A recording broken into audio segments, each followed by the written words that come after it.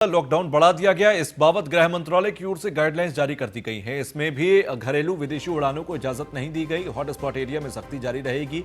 Metro पर पाबंदी रहेगी। इसके अलावा स्कूल कॉलेज भी बंद रहेंगे। रेस्टोरेंट, स्कूल और जिम को भी खोलने की इजाजत नहीं दी गई है। आपको ग्राफिक्स के जरिए हम दिखा रहे हैं कि लॉकडाउन 4 में क्या खुलेगा और क्या बंद रहेगा।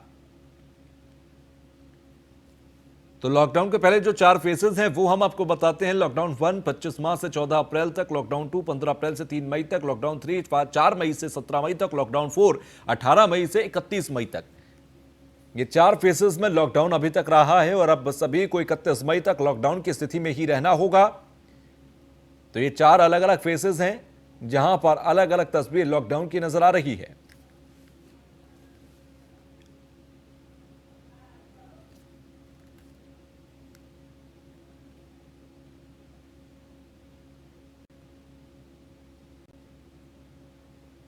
तो सरकारी कैंटीन खुली रहेगी। इसके अलावा अंतर्राष्ट्रीय घरेलू उड़ानों पर भी रोक रहेगी।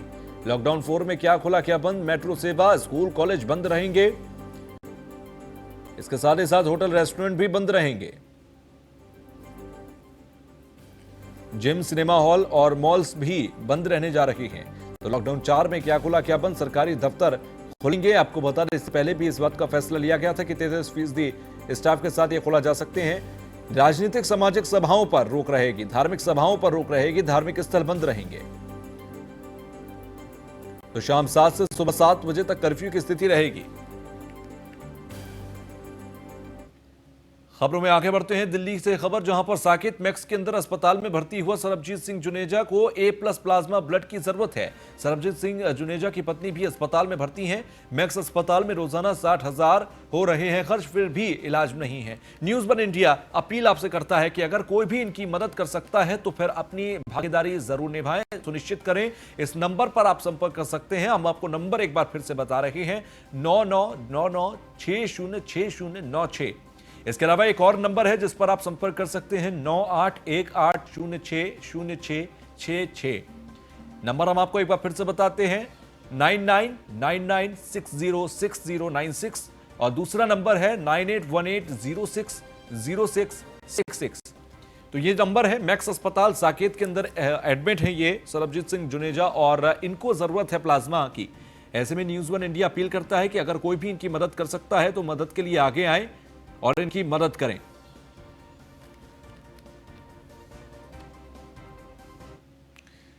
खबरों में आगे बढ़ते हैं। आम आदमी पार्टी नेता और राज्यसभा सांसद संजय सिंह और विधायक दिलीप पांडे गाजियाबाद पहुंचे, जहां उन्होंने पलायन कर रहे प्रवासी लोगों को खाद्य सामग्री वितरित की। संजय सिंह से हमारे संवाददाता ने खास बातचीत की, आपको सुनाते हैं।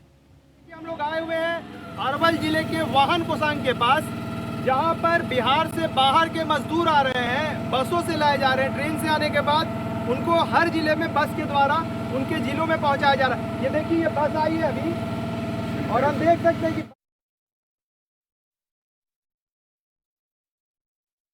सांसद संजय सिंह गाजियाबाद आए हैं और उनके साथ विधायक दिलीप पांडे जी आए हैं। आइए बात करते हैं और समझते हैं वो यहाँ पर जो प्रवासी मजदूर हैं, जो अपने अपने राज्यों को ले जाने वाले हैं, उनको कुछ फल फलार वितरित कर रहे हैं। सर, आप यहाँ आए हैं और फल फलार वितरित कर रहे हैं, क्या सोचा, कैसे?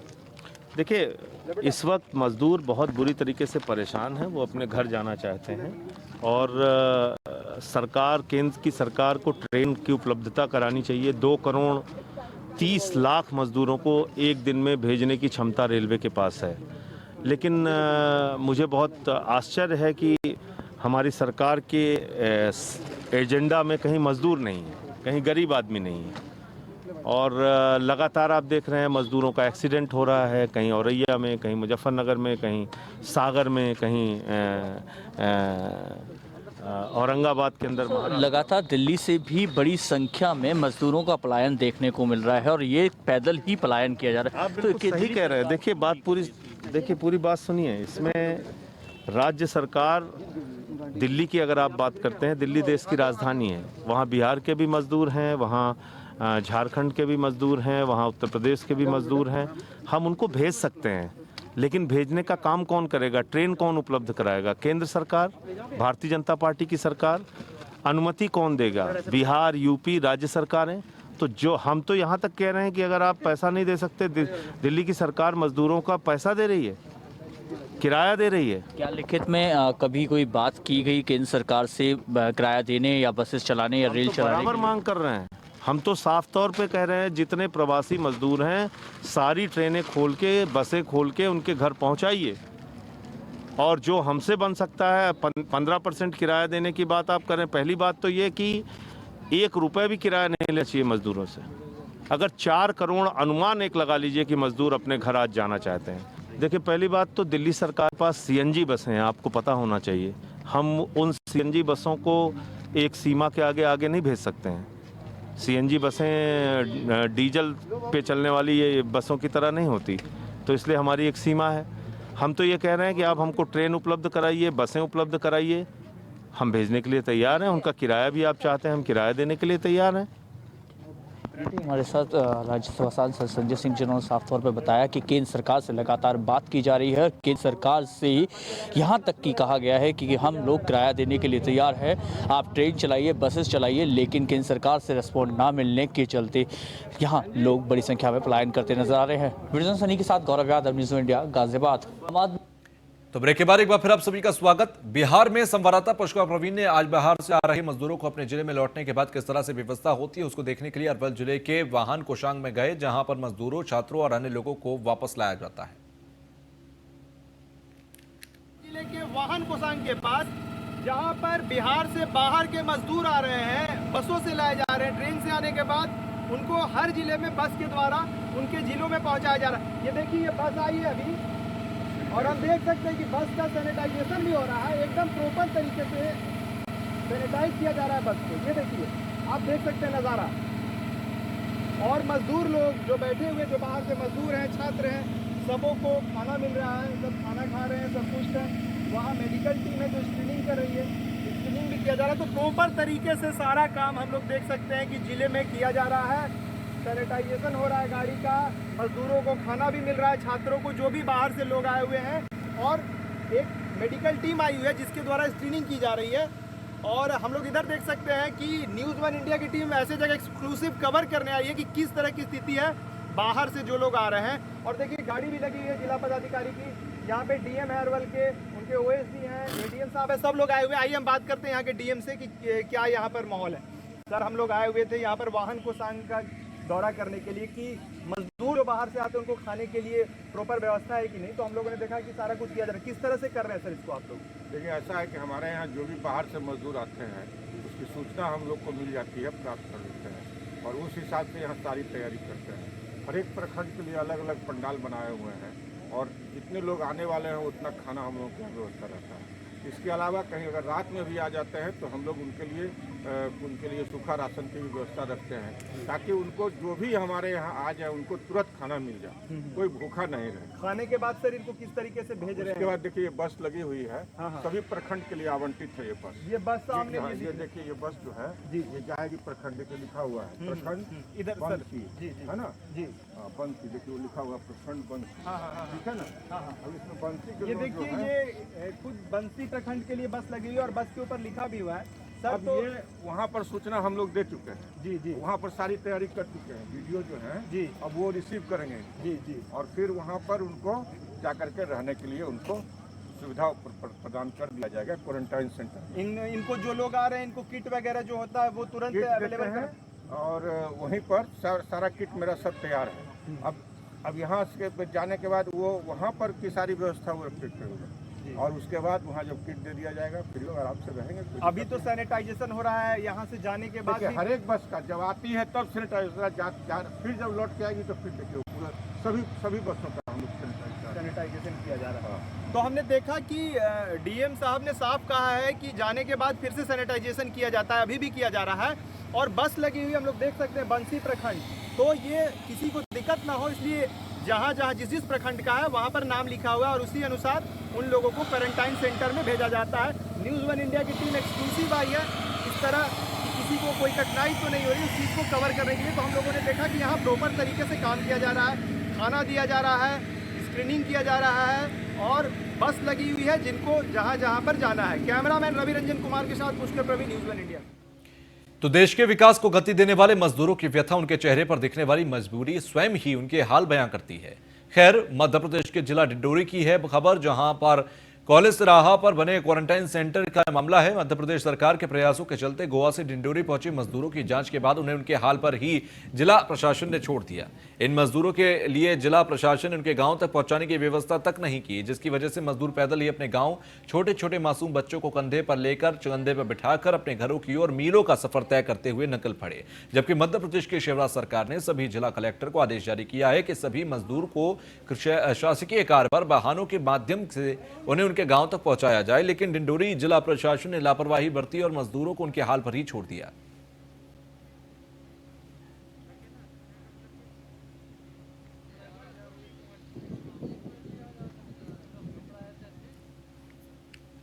गोवा से आए, क्या करने गए थे वो? मजदूरी बिल्डिंग वर्क में। तो गोवा से डिंडोरी तक कैसे पहुंचे? गोवा से जबलपुर तक ट्रेन में आए हैं, जबलपुर से बस में आए हैं डिंडोरी तक।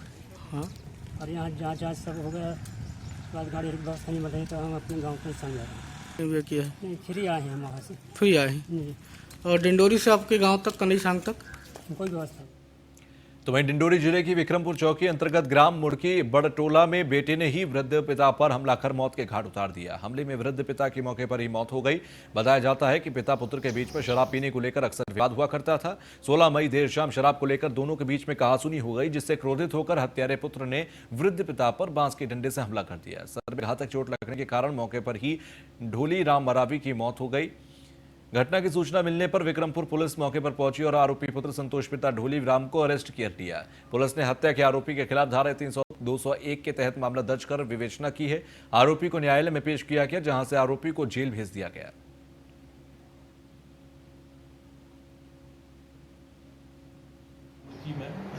ढोली राम मरावी जो 56 वर्ष का था, अपने पुत्र के साथ निवास कर रहा था। उसके पुत्र मुकेश सिंह और ढोली राम का काफ़ी लंबे समय से शराब पीने को लेकर के विवाद चलता रहता था। कल दिनांक को भी शाम 5 बजे पिता पुत्र के बीच में नोकझोंक हुई, जिस पर से मुकेश सिंह ने बांस की लठ से पिता के सर पर प्रहार कर दी और लठ मारे, जिस पर से मौके पर ही उसकी मृत्यु हो गई। और मृत्यु उपरांत उसने उसके शव घर के पहले वाले कमरे में लिटा दिया था। उसकी सूचना मिलते ही तत्काल मौके पर पहुंचे हुए वरिष्ठ अधिकारियों को अवगत कराया गया। श्रीमान पुलिस अधीक्षक महोदय के निर्देशन पर तत्काल कार्रवाई करते हुए घटना को जीवित कर विवेचना में लिया गया। तो वहीं दिल्ली के मुख्यमंत्री अरविंद केजरीवाल ने कहा कि उनकी सरकार कोविड-19 महामारी के खिलाफ लड़ाई के मद्देनजर आने वाले संकट के दौरान प्रवासी श्रमिकों को कभी बेसहारा नहीं छोड़ेगी। मुख्यमंत्री अरविंद केजरीवाल ने एक ट्वीट कर कहा कि दिल्ली में रहने वाले प्रवासी मजदूरों की जिम्मेदारी हमारी है। अगर वो यहां रहना चाहते हैं तो हम उनका पूरा ध्यान रखेंगे। अगर वो अपने घर वापस जाना चाहते हैं तो हम उनके लिए ट्रेनों की व्यवस्था करेंगे।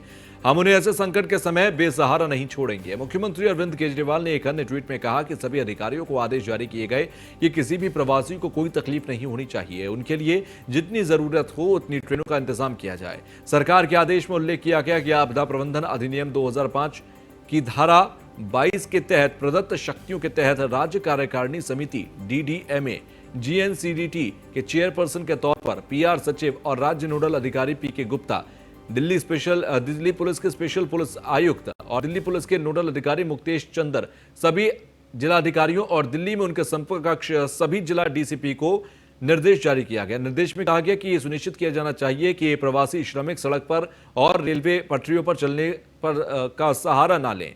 अगर वह ऐसी स्थिति में पाए जाते हैं तो उन्हें उचित रूप से परामर्श दिया जाए, उन्हें आसपास के आश्रयों में ले जाया जाए और भोजन आदि प्रबंध किए जाएं। ये सुविधा तब तक दी जाए जब तक उनके लिए अपने मूल स्थानों तक ले जाने के लिए श्रमिक ट्रेनों या बसों की सुविधा न कर दी जाए। अधिक संख्या में श्रमिक विशेष रेलगाड़ियों को चलाने में रेलवे के साथ उचित सहयोग होना चाहिए ताकि फंसे हुए प्रवासी कामगारों की यात्रा तेज गति से हो सके। सभी श्रमिक विशेष रेलगाड़ियों को बिना किसी बाधा के प्राप्त की जानी चाहिए और प्रवासी मजदूरों को अपने मूल स्थानों तक पहुंचाने के लिए शीघ्रता से आवागमन की सुविधा प्रदान की जाए। 33 से ज्यादा ट्रेन और कई बसों से 47,000 प्रवासी मजदूरों को उनके मूल प्रदेश भेजा। दिल्ली के उप मुख्यमंत्री मनीष सिसोदिया ने रविवार को कहा कि 25 से ज्यादा ट्रेनों और बड़ी संख्या में बसों ने 35,000 प्रवासी मजदूरों को उनके घर तक पहुंचाया है और आज 8 श्रमिक विशेष ट्रेनें लगभग 12,000 प्रवासी मजदूरों को लेकर उनके घरों में जाएंगी। डिप्टी सीएम मनीष सिसोदिया ने ट्वीट कर कहा कि पहले से ही 25 से ज्यादा ट्रेनों और बड़ी संख्या में बसों के जरिए 35,000 से ज्यादा लोग अपने गंतव्य तक पहुंचे हैं। 8 श्रमिक विशेष ट्रेनें लगभग 12,000 प्रवासी मजदूरों को लेकर अपने घरों को जा चुकी हैं। ऐसे में दिल्ली के उप मुख्यमंत्री मनीष सिसोदिया ने रविवार को कुछ ऐसे केंद्रों का दौरा किया जहां दिल्ली सरकार ने प्रवासी मजदूरों के ठहरने, भोजन और चिकित्सा व्यवस्था की है और उन्होंने ट्वीट किया कि इनमें से अधिकांश मजदूर 2 से 6 महीने पहले नौकरी के लिए दिल्ली आए थे। वो सभी काम कर रहे थे, लेकिन लॉकडाउन ने उनके जीवन को तबाह कर दिया। अब जब उनसे पूछा गया कि वो कब लौटेंगे तो उन्होंने मुझे बताया कि लॉकडाउन हटने के बाद वो वापस आ जाएंगे।